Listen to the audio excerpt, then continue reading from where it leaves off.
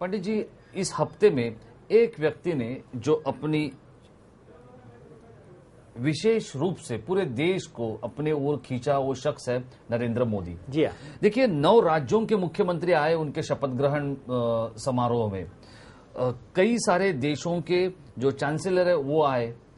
नरेंद्र मोदी अक्सर ये कहते थे कि, या बीजेपी भी ये कहती थी कि देश का प्रधानमंत्री कौन होगा या प्रधानमंत्री पद का उम्मीदवार कौन होगा ये तो पार्टी तय करेगी।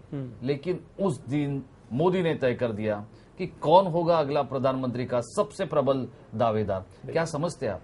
देखिए, जब हम नरेंद्र दामोदर मोदी की बात करते हैं तो उनकी कुंडली का अध्ययन करते हैं तो 17/9/1950 रविवार को एक ऐसे व्यक्ति का जन्म हुआ जहां पे सपने में भी नहीं था कि ये देश के पंत प्रधान का उम्मीदवार बनेगा और 4 बार गुजरात का चीफ मिनिस्टर बनेगा।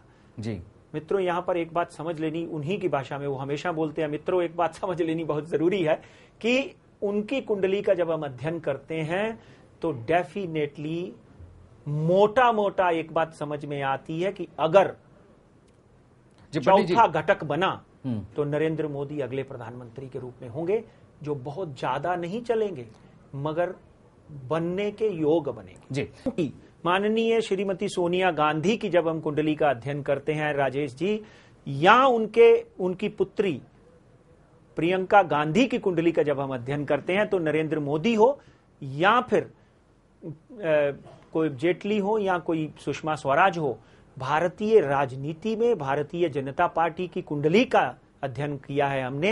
127 साल पहले जो कांग्रेस बनी उसका अध्ययन किया है, 1977 में जब इंदिरा कांग्रेस बनी उसका अध्ययन किया है हमने। इन सबका विश्लेषण करने के बाद एक बात तय है कि अगर भारतीय जनता पार्टी सत्ता में आती है तो नरेंद्र मोदी इस देश के प्रधानमंत्री के रूप में विजयी होते हुए दिखाई देते हैं। मगर 18 महीने से 24 महीने, ज्यादा से ज्यादा 3 साल तक वो सरकार चलेगी। उसके बाद गांधी फैमिली का एक और नेता, एक और सदस्य जिसको प्रियंका गांधी कहते हैं, वो सामने आकर इस देश का संचालन करेंगी और वो संचालन जो है वो बहुत लंबा चलेगा। उसमें मिसेस सोनिया गांधी का आशीर्वाद डेफिनेटली होगा, क्योंकि कुछ सेहत के मसलों को लेकर कुछ समस्याएं जो हैं उनके जीवन में आने वाली है।